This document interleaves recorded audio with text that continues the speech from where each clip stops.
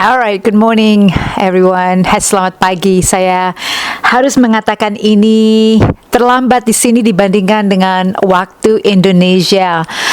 It's a little bit time difference right here, but I am so thrilled to have this very special guest today with us.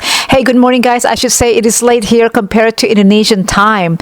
And finally, we will have Indonesian guests in our podcast this morning.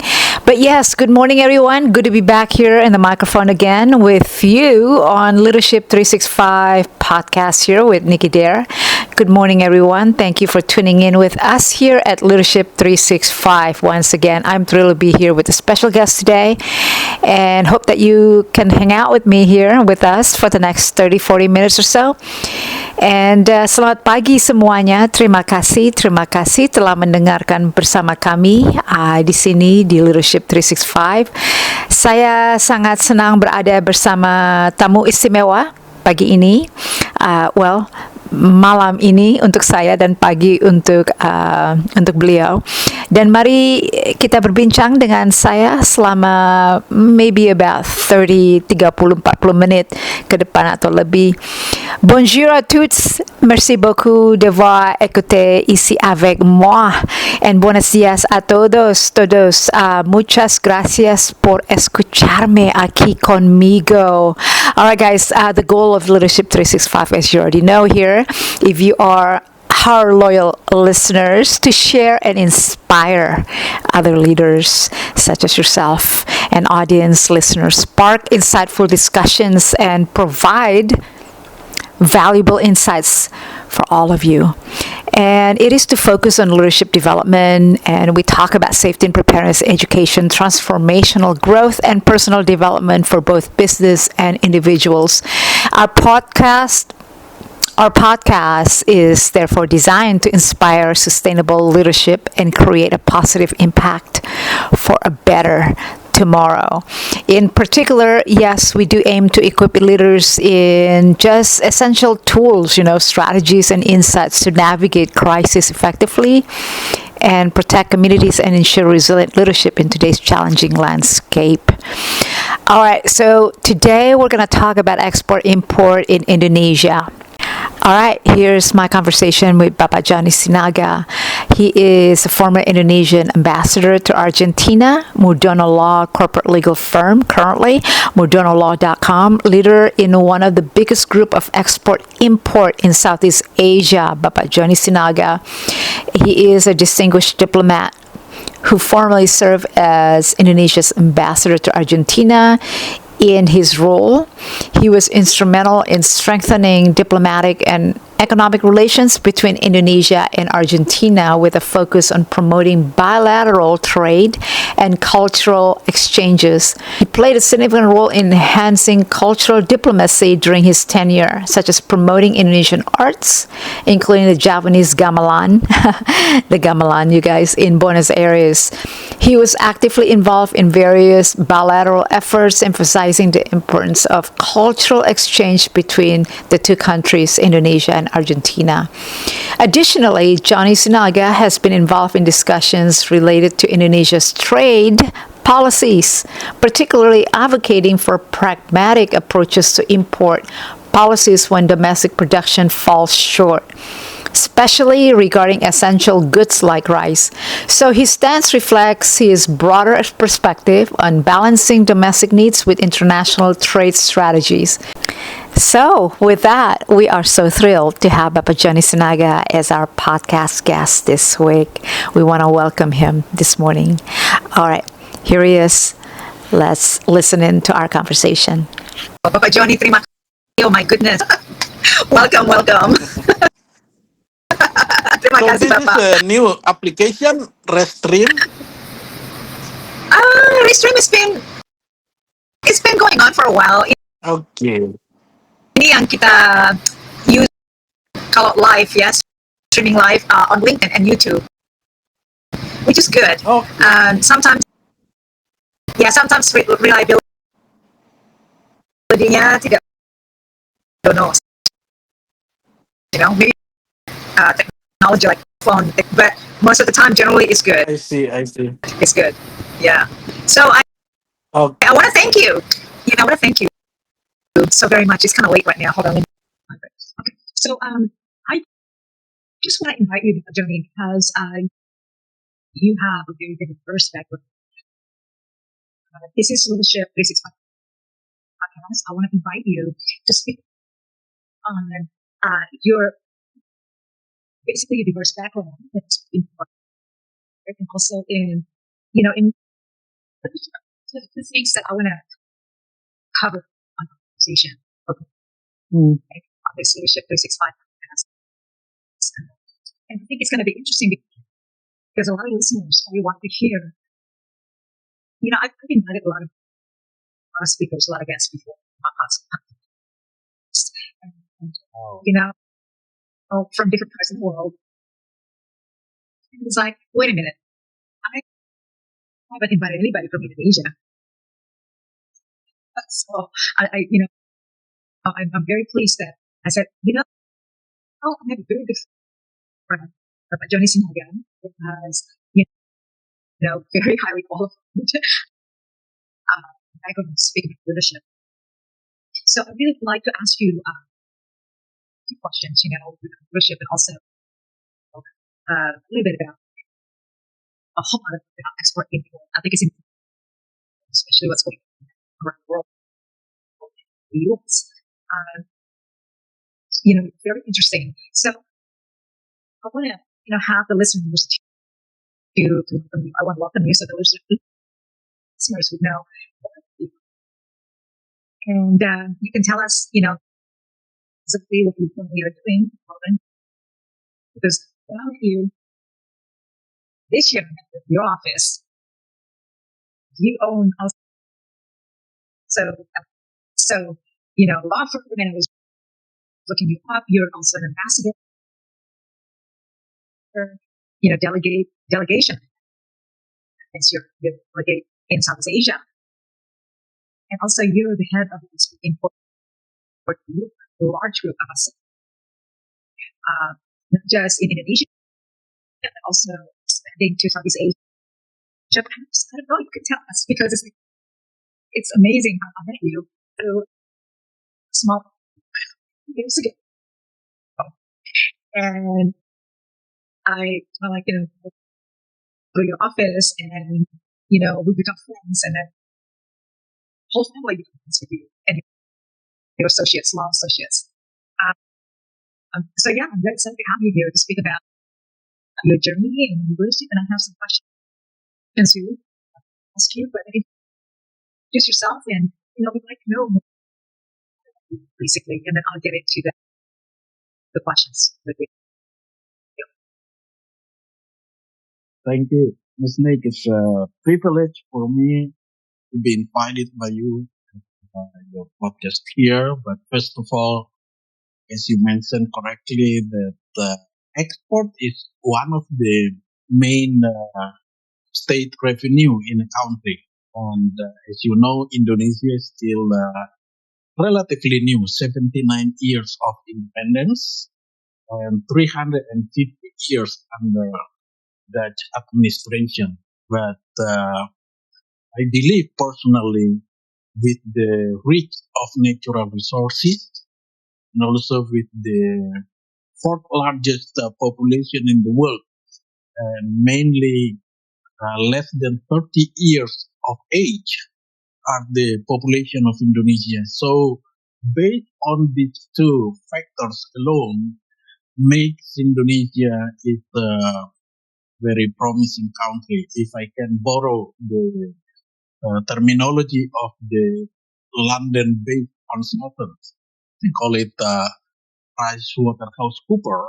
Yeah. Since 2010, 9 years ago, they predicted that Indonesia would be the fourth largest economy in the world after China, India, and the United States. And I believe in that, especially if we can maintain the natural resources and also to make use of the population, especially the young generations, to develop the country. And my main point is, I think you agree that the state revenue of a country consists of three main things. First is the export. Second is the investment, especially from abroad. And the third one is from foreign tourism. So if you combine these three, it will make the GDP or gross domestic product of a country will be significant. And I can see as living in the 17,000 islands of Indonesia, Indonesia is not, 17,000, but Indonesia is not the biggest islands country in the world. Sweden, I think, is the number one, more than 200,000 islands. And Finland also has a lot of islands, but Indonesia, with that kind of geographical situation, it's not easy to maintain. But I can see that if we can, if we can manage well the natural resources, including by giving the opportunity to the young people of Indonesia, I think the prediction of the PricewaterhouseCoopers will not be a myth, if you like. And it can be realized in 2045. That's the prediction of that consultant, which is only 21 year or 22 years from now. And 20 years. And then when I was in the government, Miss Nicky, I realized that if we manage well the country, I think it will be wonderful. When I was in Tokyo from 2012 until 2014, a friend of mine who has a business in Tokyo, he's a Japanese. He said that, well, in Japan, before I came to Indonesia, we have studied the richness of Indonesia. But when I came to Indonesia, the first time I went to Sudirman Street or Tamrin Street, which is the main street in the city of Jakarta, he said that his knowledge about the richness of Indonesia is nothing.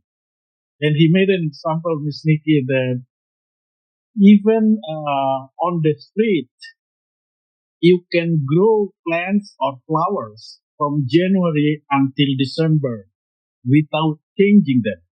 While in the fourth season countries, you cannot grow trees or flowers in the winter, and you can continue in the summer. You have to change.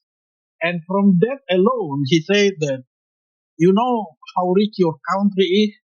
If you manage your country well, I think only in 6 years, you can defeat my own country, Japan. That's the idea. And I thought to myself, yeah, I think it's true. And you might remember President Jokowi, who will step down on the 20th of October, will be replaced by President Prabowo. Yeah, that's right. And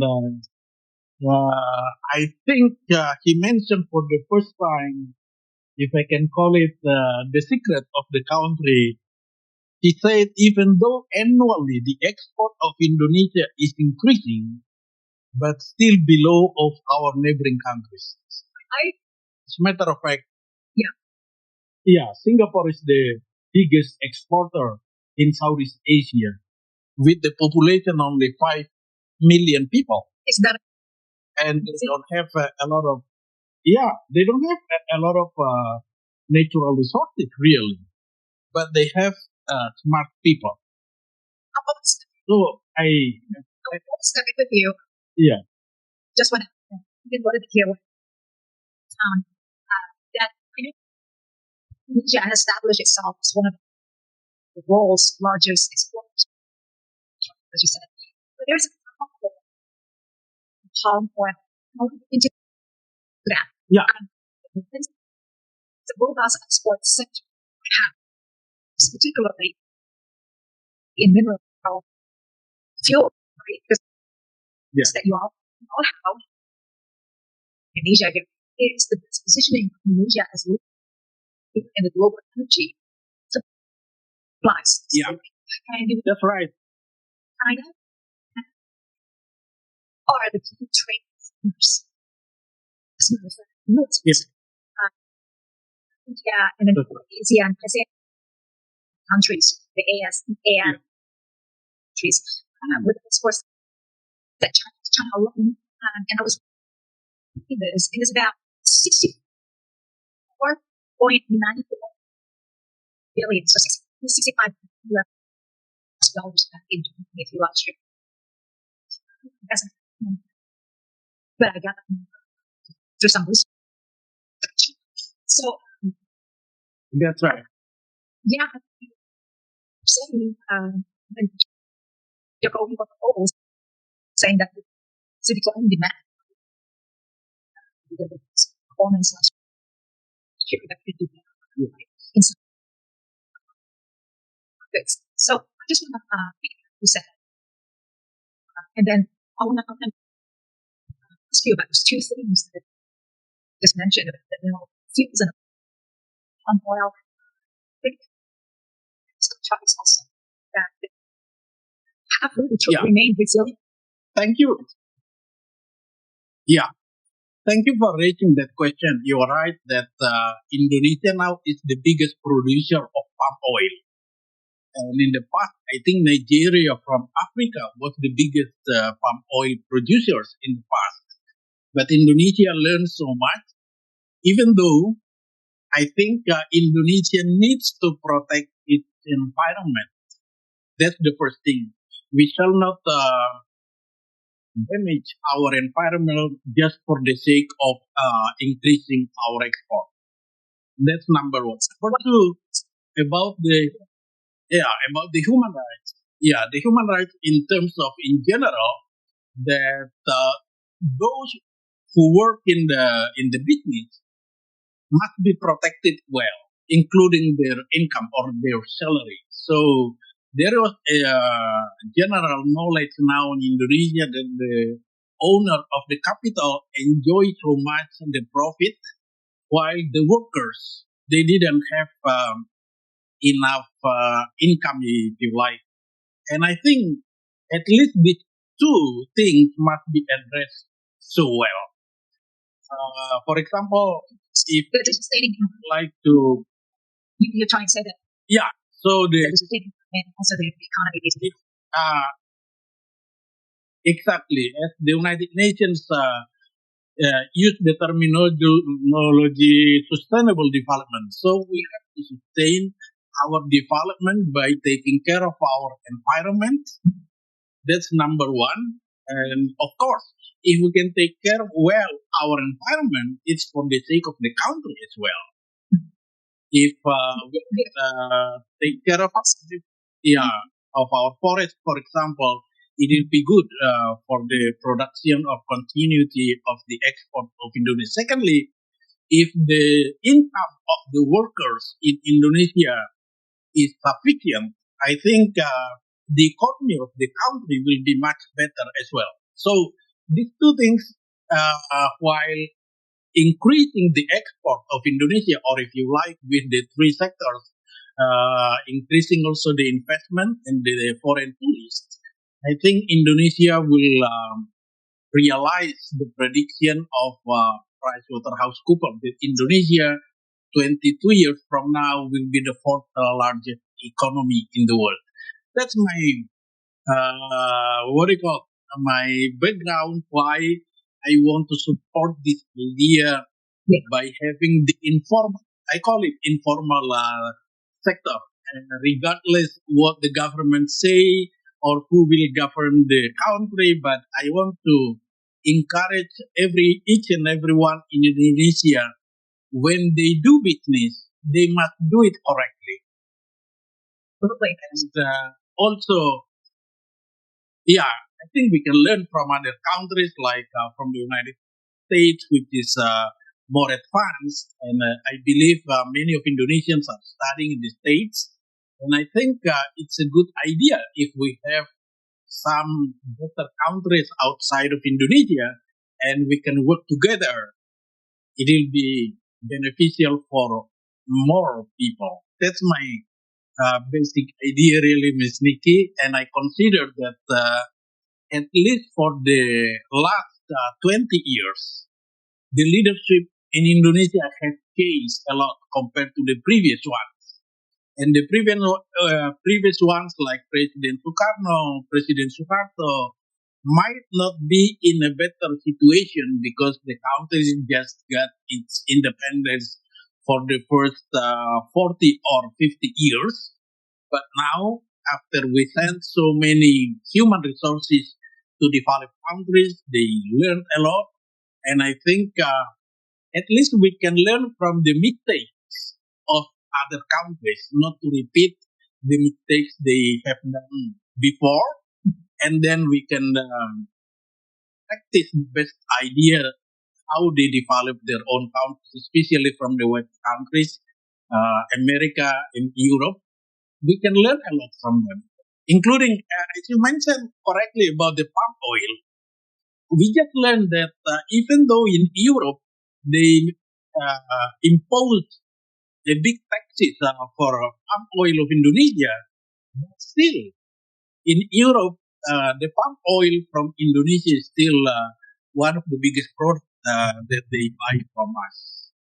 And especially if we know how do they use the palm oil, I heard that 80% of the cosmetics are made of palm oil.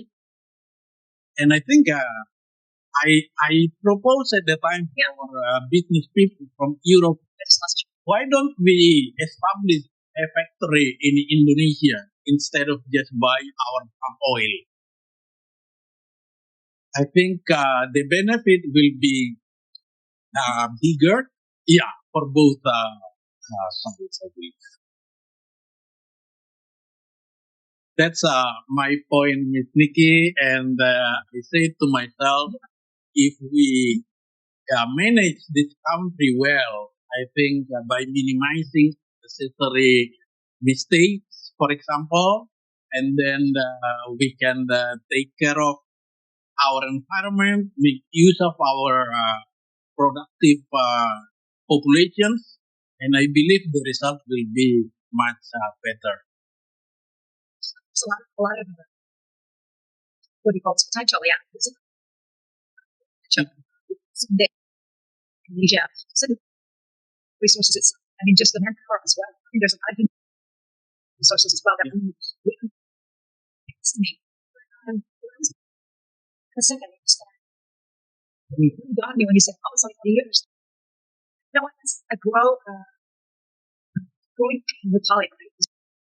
To grow the nations, to grow in Asia. Look at me.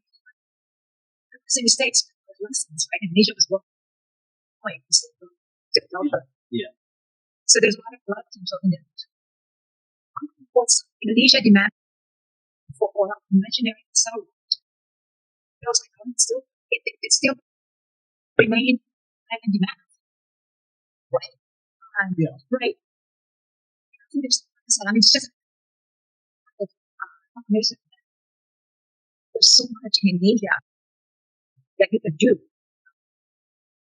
And then the leadership behind it, I think it's gotten already ahead of us. I just want to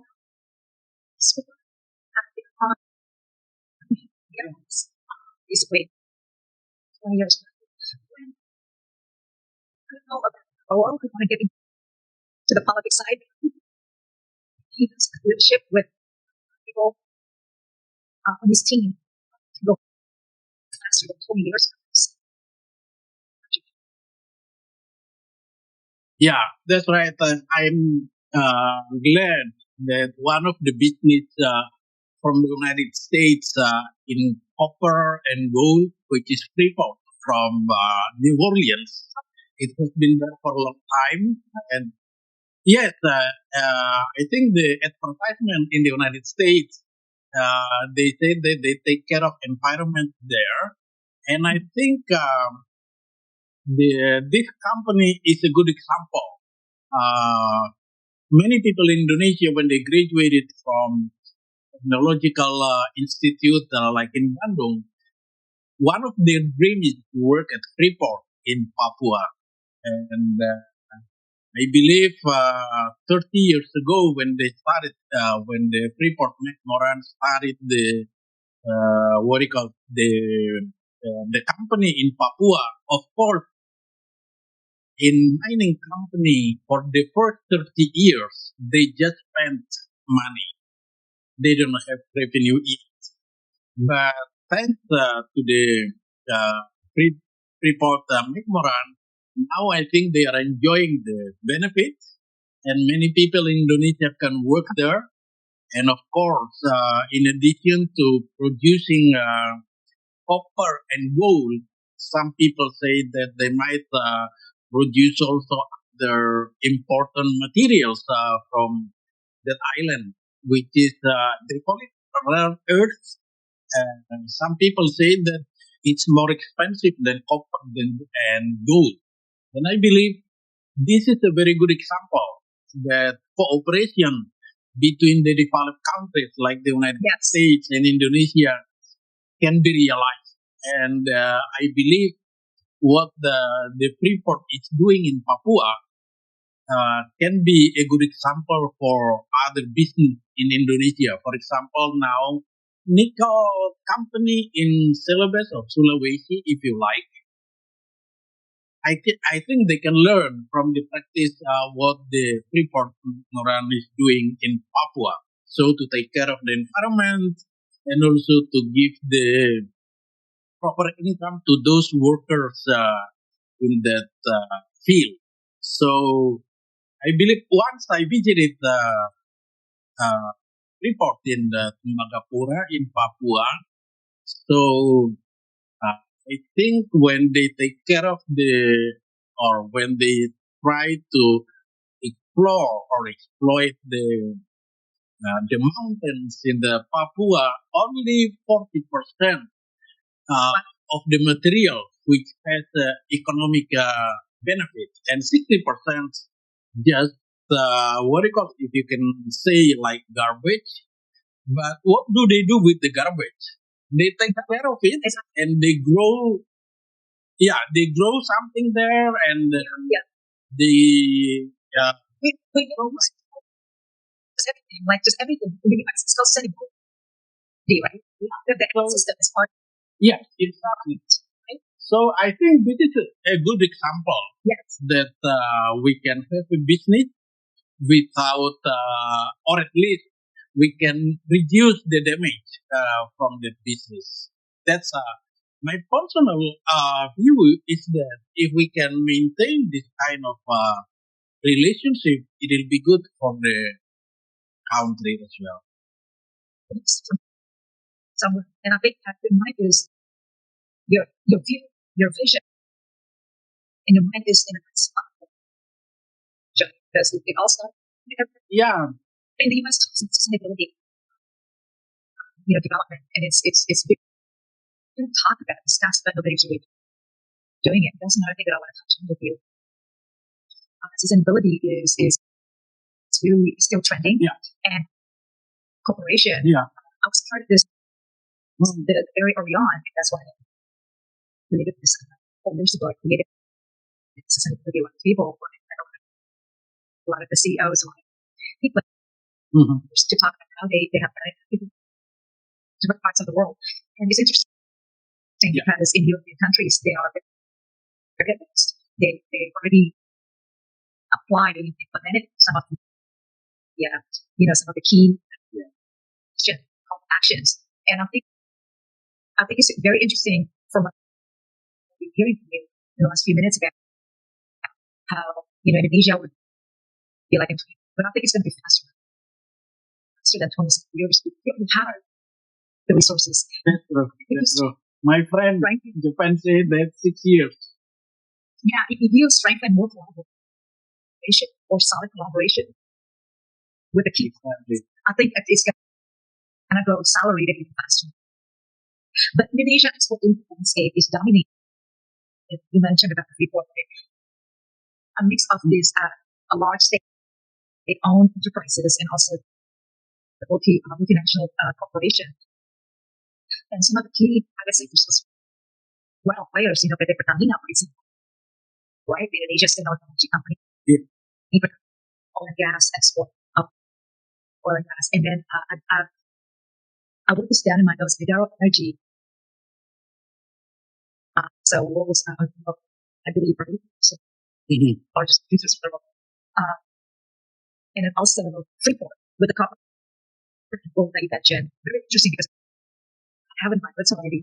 Then one more, Watermark International. Have you heard of those guys? Watermark and export compound from Indonesia. Yeah, that's true. Javanese. Some companies, some of the state owned, basically multinational key players as an export. Indonesia is the import, right? Indonesia is also one of the guys of the largest fertilizers producer in Southeast Asia. In the Success Makmur, I think that's the largest consumer goods companies as well in the food. Is Indomie and ramen and all this people Astro International. Yes. So, right? The conglomerate. Yeah. Bakri Group is one too. I don't know what to them, but these companies are the backbone for Indonesia exporting activities journey. They are one of the biggest contributors, obviously, right, to the country's economy. Mining, for you just said copper, gold, agriculture, and all this sectors as well, and also, of course, trade, energy, oil and gas. So, when I'm in Indonesia and sustainability, I think it's a strong connection. It's just that it's a matter of human resources and then the collaboration with the right country. I'm here to, by all means, I'm going to work, for collaborating partner and then pointing out the people or the companies that are doing sustainability with all of you in Indonesia, with some companies that you are doing, collaborating with, So what do you think? Yeah. Then, but you're right. Your position also, I see, if I may call it the diaspora outside of Indonesia, your contribution to help the countries also invaluable, because even though you live far away from Indonesia, by telling what's going on in more advanced country, it's already how they call it, a wonderful contribution to develop Indonesia. In addition to MNCs, as you call it, like the big company like Wilmar. Wilmar, of course, is not only in the one sector, but also in palm oil, etc. Yeah. And in the past, you might learn, Miss Nicky, that many Indonesians were studying in the United States. Even though recently probably the government officials were not so many compared to the previous one, now I think more private people will go to study in the United States. Of course, because they can afford it. In the past, probably not many Indonesians can study in the United States, but now they went to Harvard, to MIT, etc. And when they come back to Indonesia, they can work directly with the government or with the private sectors, and their contribution is an amazing thing also. Yes, so all of the big companies in Indonesia, they learn a lot from the more advanced countries, and I believe by practicing the best practices in the more advanced countries will be an important how do you call it, sector for Indonesia.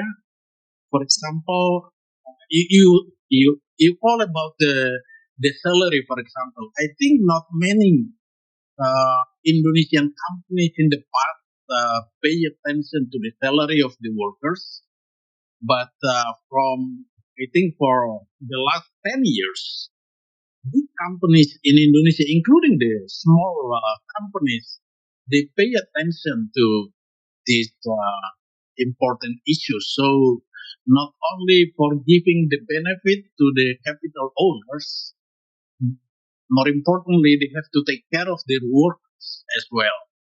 And in addition, of course, to the environment, etc., it's also very important. But for example, now Japanese companies, the car producers, they produce a lot of cars in Indonesia instead of only in Japan.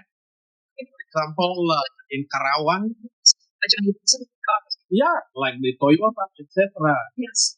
Yeah, exactly. So I think this is a good example that, especially if you like, we have now the new global situation where if you just produce cars in Japan or in the United States, it can be more expensive.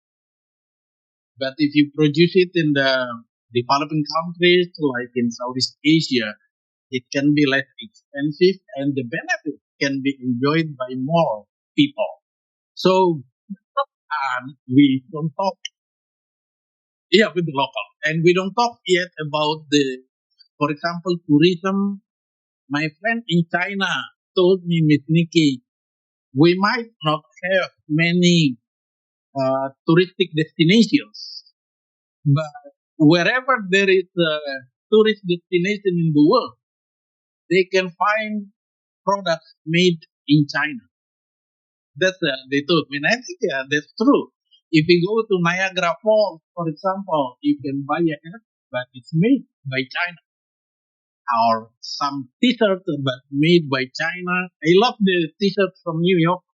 I love New York, which is usually $1, but they might be produced in China. And I think this kind of situation shows how important the cooperation among countries, and it can be enjoyed by more people. And I believe that God is so good, Miss Nicky, that in terms of the Pope, he said that there is only one house in this planet, which is the earth. And let's take care of it because we just live in that one house. And if we take care of it well, I think all of us will enjoy the benefits. So I don't know if you agree with me, but the illustration that we are living in one house, which is the earth, I think is interesting. Jonny. Yeah, that's right. Planet say it's down. Say that. Yes. The planet is big. If you are now going, It's some yes, it's true what it said. exactly. Like in your country, in the United States, I think in November you will choose who will be the leader of the United States. But the impact of this election is not only for American people alone. The world will be affected by the choice. So I believe in November we will have the new leader in the United States who will have also a positive impact to the world. If we don't choose the right one, probably our home is not as good as expected to be. But I'm sure that since the United States more than 200 years already, it will be mature to. And I believe, yes, in terms of economy for the world also will cause the more positive situation. All right. I want to speak about leadership a little bit here. Since Okay. to make that. I have a question for you because it's in your background. How you experience in both diplomacy and global trade? How do you see the current geopolitical climate affecting? You just explain to me in this international trade. Yeah. For the export import side. So, Exactly. as Indonesian, just if there's Indonesians listening, I'm going to try my best to speak Indonesian. Ini dan dalam diplomasi dan dagang global. Bagaimana menghadapi melihat iklim geopolitikal saat ini mempengaruhi dagangan internasional terutama di sektor ekspor. That's a very good question, Ms. Nicky. In my term, when I was ambassador in Argentina, I met almost all of ambassadors, including from the United States at the time. And we do agree that in almost all countries now, we have the general election to choose the right leaders. And almost in all of those countries, we never had at the end of their term that people were happy. They always criticize. And I asked at the time, why do still people want to be a leader? That's the first thing. But of course, I think everyone would like to improve the situation in their own country, including in terms of export or economy. And this is a good exercise that in order to improve the economy of the country, of course, including the welfare of any citizen in that country, they need to do their best. Unfortunately, we don't have any best idea so far. Even though during the campaign, they would say that I'll do my best if you elect me as a leader. Yeah. But never after the end of their term, I think President Biden later on will announce his success in the United States. But I don't believe that 100% American citizen would say, yes, you are the right leader for our country. Never. But it happens in all of the countries. Now President Jokowi in Indonesia, at least he knew what's the problem of the economy, or if you like, if you want to focus on export or import. He knew that our export is not sufficient yet, it's not enough. But after 10 years, the export of Indonesia still number 5 in Southeast Asia, below Singapore, Vietnam, Thailand, and Malaysia. So I thought, I think number yeah, top two. Yeah, and I told my friends that I think to increase an export is not only a work of Minister of Trade or one sector, but all the people in the country must work together. Yeah. And I think that's the key in developing a country. If you give it to only leadership, they might not be successful. If all the people in the country work together, I think the key here is the working together is the key. At least we can reduce many unnecessary bureaucracy, for example. Yeah. If you compare Singapore with Indonesia, bureaucracy in Singapore is much less compared to the bureaucracy in Indonesia. So that's one of the things. And of course, if you just give, for example, the export to one ministry, for example, I think they will not be successful. But if all sectors in the country work together, for example, from the environmental point of view, if the Ministry of Environment says that, you cannot use this land because, I think the result will not be as good as expected. But if all sectors are working together for the benefit of the country, and then they avoid corruption or misuse of the state budget, and then they take care of the environment, of course, and they improve the quality of the products, etc. I think that's the key. So working together with always paying attention to the environment, etc. I think it will be the best idea, Ms. Nicky, to make some improvement in the country. Yeah, I completely agree with that perspective, Bapak Jonny.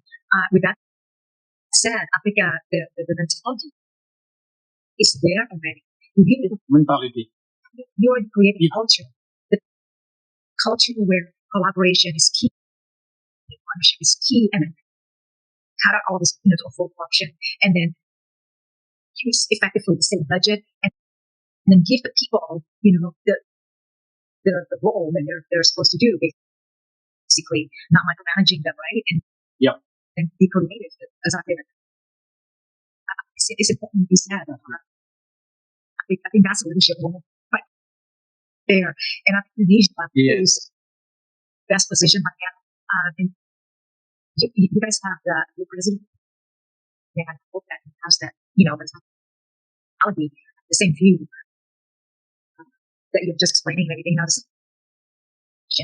Are you ready for the second one? That was good, by the way. I really enjoyed it. All right. The next question. From your perspective, Jonny, businesses build resilience in their supply chains to mitigate risk, and such as economic sanctions, trade wars, or global pandemics. And I'm going to translate this question. Dari perspektif Bapak Jonny, bagaimana bisnis mendapat guni ketahanan dalam rantai pasokan mereka untuk mengurangi risiko, mitigate risk, seperti sanksi ekonomi, perang dagang, trade wars, atau pandemic global. That's why I want to ask that, because it has just happened in our very short term strike that affected supply chains basically here in the US. Thank God, thankfully, it lasted a short time, so it didn't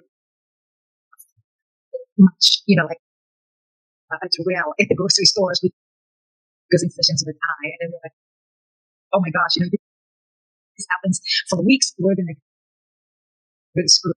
But this is why because of the supply chain, and then if what is something like this, what are your thoughts? What's your perspective on this? Wow. That's a $1,000 question, Nicky. Because you talk about I think the United Nations has already agreed there are three things which are important to the whole earth. Number one is the water.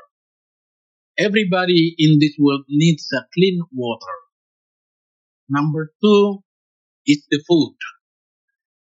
I think with the population of more than 8 billion people, I think the world, the world is having problems with the food. That's number two. And the third one is about energy. With the population of more than 8 billion people, we are lacking of energy now. So these three important things are very important for all of us. And if we don't work together, we will be more miserable. And the key, instead of putting sanctions, etc., I think the best way is to work together. So not only for Indonesia, but for the globe. For example, if the harvest of the rice in Asia are affected by the seasons, for example, let's say dry season is too long, for example, and not only the people in Asia will suffer, but the people all over the world will suffer as well, especially in clean waters. Some countries in Africa, they still have difficulties in finding clean water. What can be done to avoid this kind of problem? I think they cannot just do it for themselves, but the whole world must work together. Especially if you mention about energy, and I think almost all of countries in the world they need energy. And if we cannot produce the good energy, I think it's Vice President Al Gore who is very resilient in the promoting about the environment, especially to reduce the use of machinery or the fossil oil to produce energy. I think that's a good promotion that we have to take care of ourselves better. And if we just put sanctions, for example, when they don't do the work, it's not a good idea. My idea, I think, is I don't know. Do you remember Minister of Environment, Professor Emil Salim of Indonesia? He made proposal last time. Yeah, Bapak Emil Salim said that the forests of Indonesia, Colombia, Congo, etc., are not merely the responsibility of those countries, because the impact of having good forests will be enjoyed by those 8 billion people who are living in this planet. So I think each and every one of us, the 8 billion people, must be responsible in taking care of our oxygen, Yeah, in taking care of our clean water, because it's part of taking care the system. food. Exactly.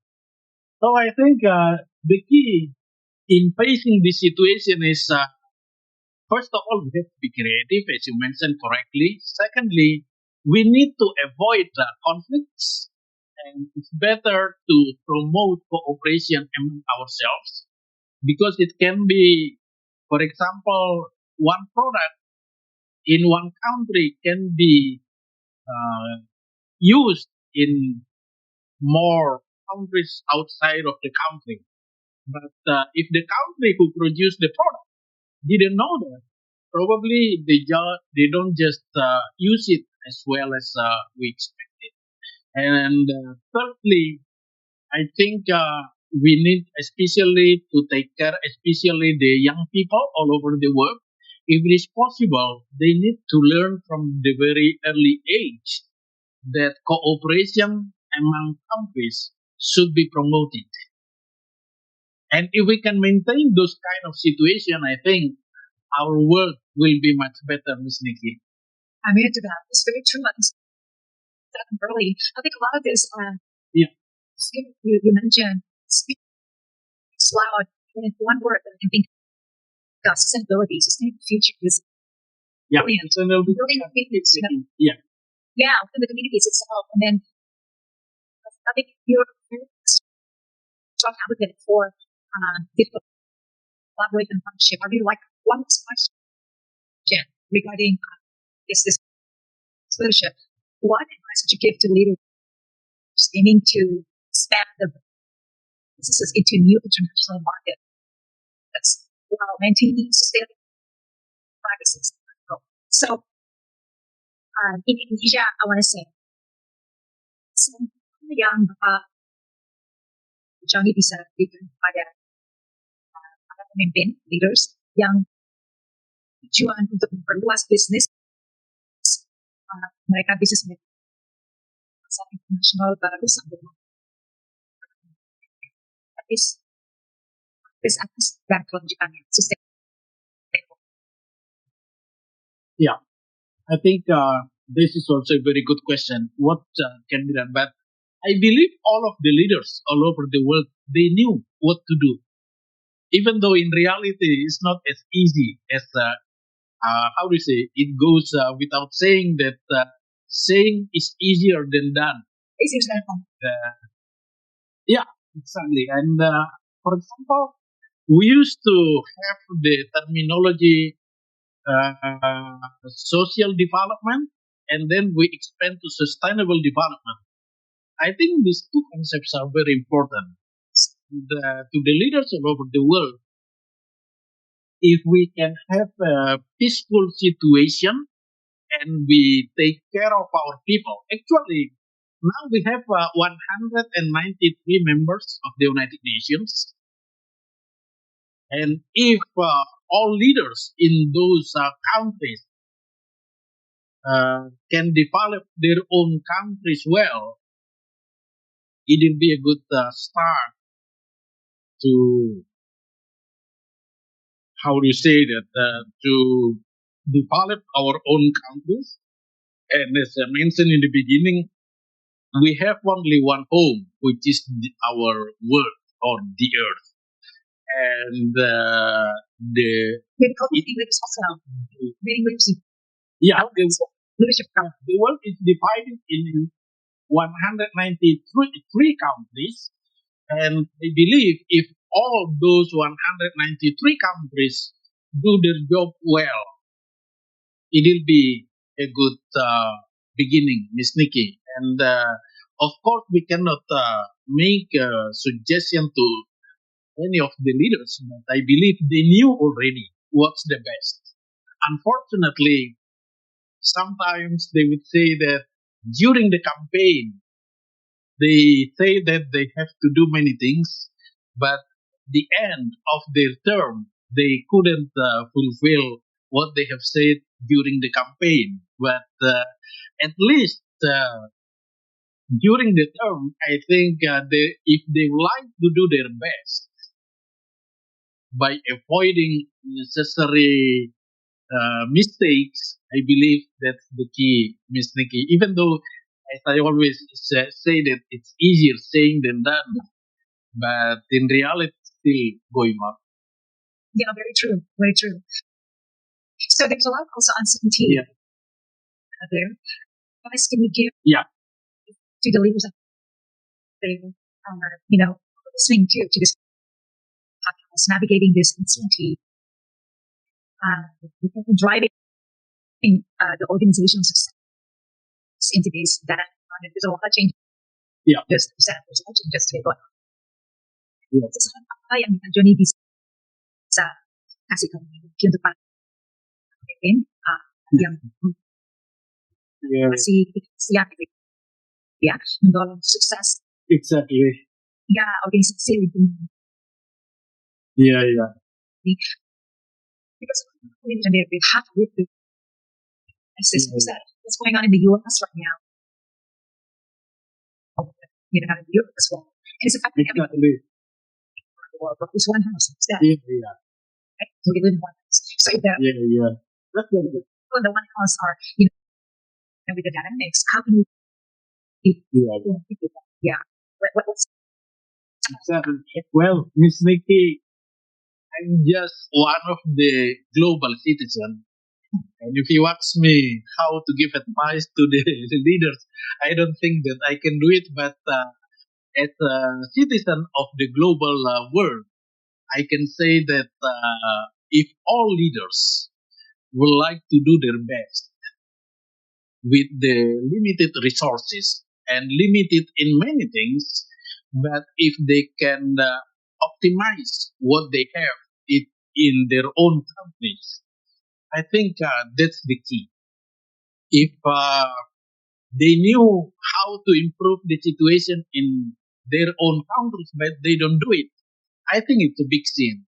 But if they try to do their best, even though with limited resources, and I believe with having cooperation with each other, and I think learning from other countries is not a mistake. It's not bad. On the contrary, I think, it's not a bad idea.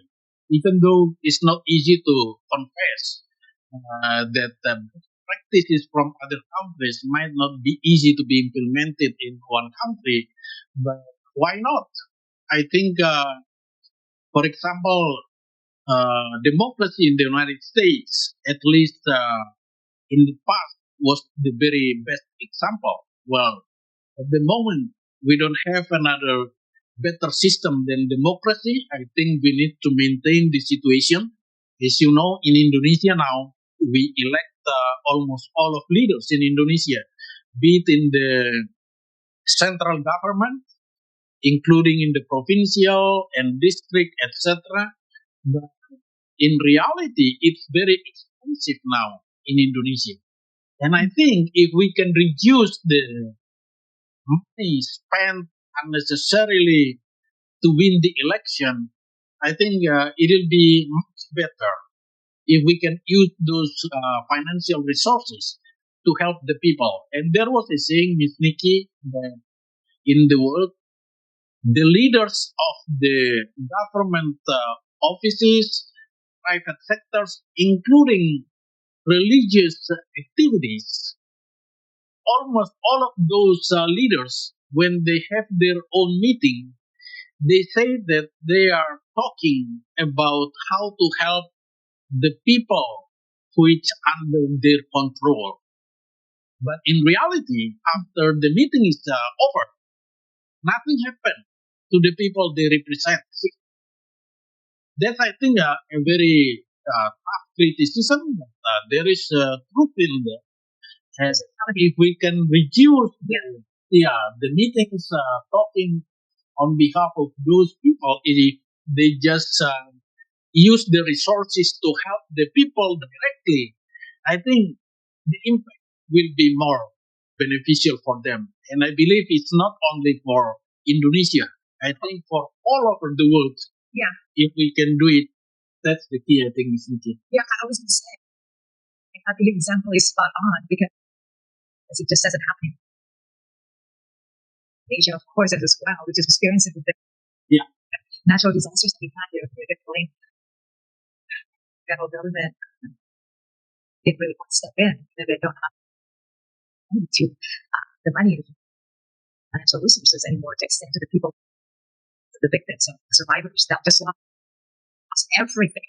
The financial disaster, and then the ones that really actually came help are volunteers, the nonprofit, like all nonprofits that go out and do job without getting paid, without getting paid. The Samaritan, the everyday people who truly want to help other people. This is what we do. They're the ones who show up and help these people, and then we give them as much as we can. Right? So sometimes the ones that's supposed to be handing out the help, whether it is motivation, whether it is resources, whether it's just they're not, the ones that actually show up for the people every day. So that's just every work budget. So that's just reality, really. So I really like this conversation so much. It's important to your biggest point. And I know that one is maybe you're actually best scale, saying in Asia. But it's very important. So I just want to know, is there anything that you want once you put projects, you do projects, and then you started with, in 21 years from now, that vision, because just amazing set at the very beginning of the conversation. Is there anything else that you want to share with us besides that? And you can say so we can help together.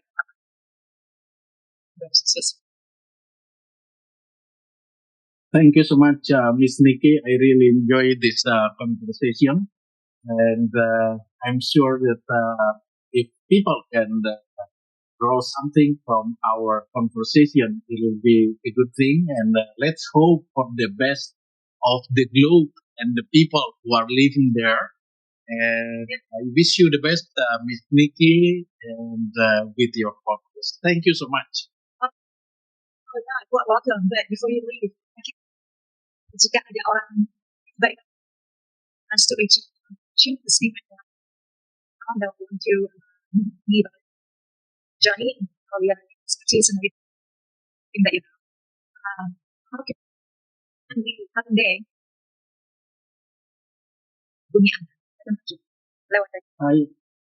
yeah, you can contact me through my WhatsApp. You have my number here, and I'm ready as long as God give me health.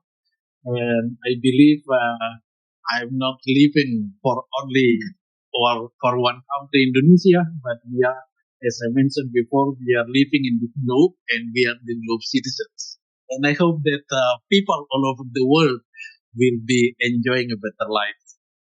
Thank you, Ms. Nicky. Terima kasih. Acara kami Leadership 365. So I hope that it can use and deal dengan kami dan pimpinan yang actually Thank you, Ms. Nicky. Jonny here. Jonny Sinaga on today's episode of Leadership 365. We found this discussion very helpful. Please do subscribe, share with others, and leave hear your thoughts on how you're dating leadership experiences, what we are experiencing in the future. So connect with me. Also connect with Jonny, our special guest today, on social media as well. Yes, thank you, Ms. Nicky. Until next time, guys, keep leading and keep improving. Remember, because it's just close out. Going to be improving. Gracias por escuchar. Gracias hoy. Gracias. Gracias por hoy. Terima kasih kalian semua telah mendengarkan podcast hari ini. Terima kasih, Ms. Nicky. Okay, thank you, Ms. Nicky. Thank you so much. Terima kasih. Thank you, Jonny. Thank you. Thank you. Terima kasih ya. Terima kasih. Bye now.